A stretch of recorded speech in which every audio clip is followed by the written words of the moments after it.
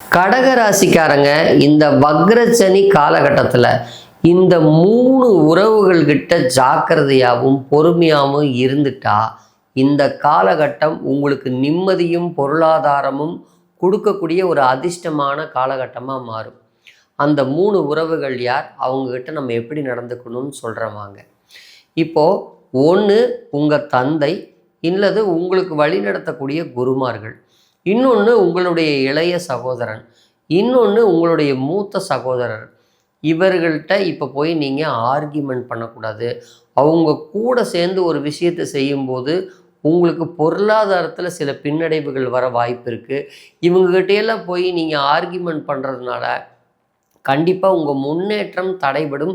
இவங்ககிட்டேருந்து இப்போ தற்சமயமாக விலகி இருந்து பொருளாதார ரீதியாக பெரிய பாண்டிங் இல்லாமல் பார்த்துக்கிறது நல்லது. இன்னொரு முக்கியமான விஷயம், உங்கள் கூட்டாளின்னு சொல்லக்கூடியவற்றையும் மனைவின்னு சொல்லக்கூடிய உறவோ அல்லது கணவனோ மனைவியோ இந்த உறவுகள்கிட்டையும் பெரிய ஒற்றுமையையும் பெரிய ஆசாபாசத்தையும் இப்போ நீங்கள் வளர்க்க நினச்சிங்கன்னா உங்கள் பொருளாதார முயற்சி நின்று போயிடும்.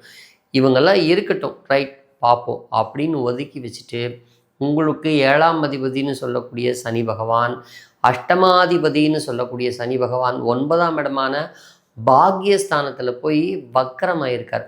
உங்கள் அஷ்டமாதிபதி 9ல் இருக்கிறத விட 9ல் வக்கரமாகி அவர் ரெட்ரோகிரேஷன் ஆகும்போது உங்களுக்கு நிறைய நற்பலன்கள் தொழில் ரீதியாக பொருளாதார ரீதியாக உங்கள் வணிக ரீதியாக நிச்சயமாக கிடைக்கும்.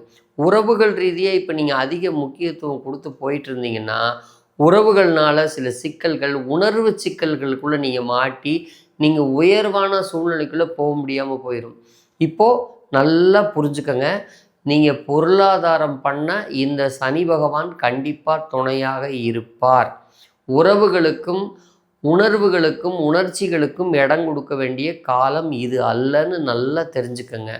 அப்போது நீங்கள் ஃபுல் கான்சன்ட்ரேஷன், உங்களுடைய முழு கவனமும் தொழில், வருமானம், சமுதாய அந்தஸ்து, வெளியூர் வெளிநாடு அப்படிங்கிற முயற்சிகளில் நீங்கள் இப்போ இருந்தால் பொருளாதார ரீதியாக மெட்டீரியல் லைஃப்பில் நல்ல இம்ப்ரூவ்மெண்ட் கண்டிப்பாக உங்களுக்கு கிடைக்கும். சனி அந்த அதிர்ஷ்டத்தை கண்டிப்பாக கொடுப்பார். இந்த அதிர்ஷ்டம் உங்களுக்கு பெரிய அதிர்ஷ்டமாக மாறணும் அப்படின்னா அதுக்கு என்ன மாதிரியான வழிபாடு, எளிய பரிகாரம் என்ன செய்யலாம் அப்படின்னா, ஒரு பெருமாள் கோவிலில் சனிக்கிழமை அன்னைக்கு தாமரையில், அதாவது 18, 108ன்னு 54ன்னு தாமரைகளை மாலையாக கட்டி, ஒன்று உங்கள் ஜென்ம நட்சத்திரம் வரக்கூடிய நாள் அன்னைக்கு போடலாம், அல்லது சனிக்கிழமை அன்னைக்கு போடலாம், அல்லது வியாழக்கிழமை அன்னைக்கு போடலாம்.